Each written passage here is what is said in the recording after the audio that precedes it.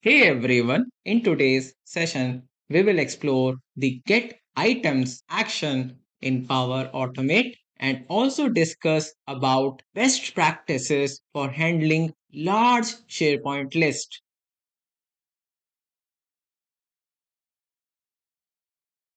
One of the interesting part of this trigger that is manually trigger a flow. Click on this. In this, you can add input parameters.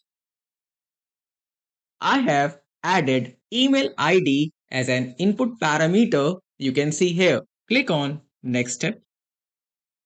I used compose action just to print and verify the input variable value.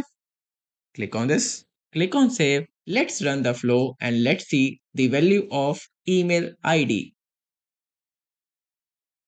If I go to the compose and here it is. Now I will read data from a SharePoint list. Before that, let me briefly show you the structure of my SharePoint list. That is registration. The list contains the following columns: name, course code, and email ID, all configured as single line of text, whereas course name configured as a choice data type. Now, let's move back to the Power Automate flow. Click on Next Step and search for SharePoint. From the available actions, select Get Items. Now you can see we are using SharePoint connections. Select site address, that is this. You can also verify from this tab. Go to site address and you can see exactly same. Right? Now the next step, select SharePoint list, that is registration. Let me now walk through each property one by one. The very first one, limit entries to folder. This is used when your SharePoint list contains folders. It tells Power Automate to fetch data only from a specific folder instead of the entire list. For example, imagine your registration list has folders like 2024 registrations and 2025 registrations. If you only want data from 2025 registrations, you select that folder here. Without this, it will fetch data from all folders and the entire list. Moving to next, include nested items, yes or no. This works along with folders. It decides whether to include items inside subfolders. For example, 2026 registrations having two subfolders, January and February. Case 1, include nested items equal to yes. You will get data from 2026 registrations and from January and February subfolders too. Case 2, that is no, you will get only items from 2026 registrations. Please note it will not include from January and February. Easy way to remember: by consolidating all points, limit entries to folder, that means where to look, and include nested items, that means how deep to look. That's really simple, right? Now, filter query, that's really important. This is used to fetch specific records instead of all data. Think of it like applying a filter in Excel. For example, email ID EQ, that means equal mohit.codebotexchool@gmail.com. So this will filter all records that contains this email ID. Moving to order by. This is used to sort the results. For example, sort by name. Name ASC means ascending order, and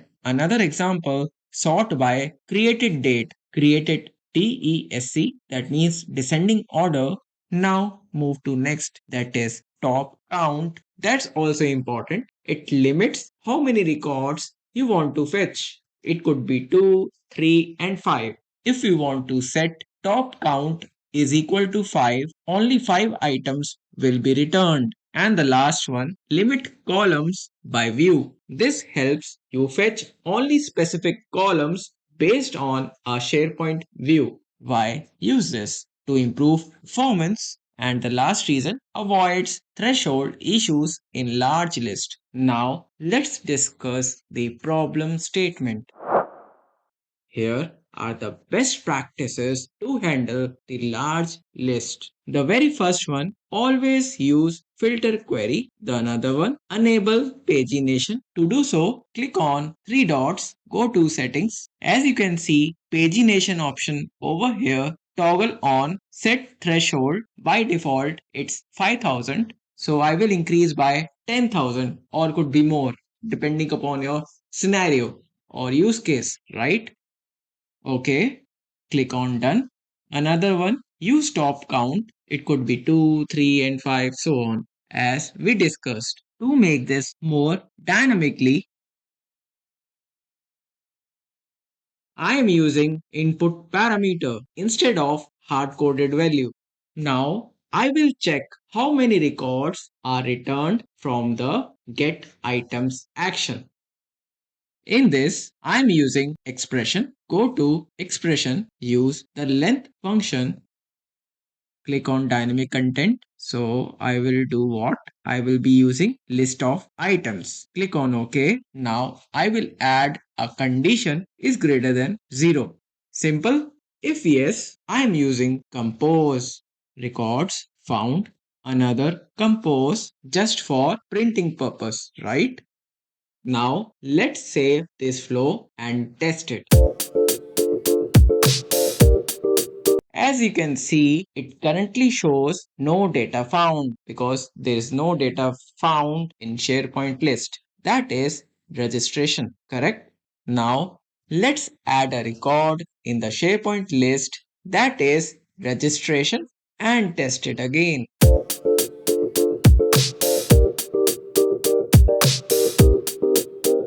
Let's test the flow again.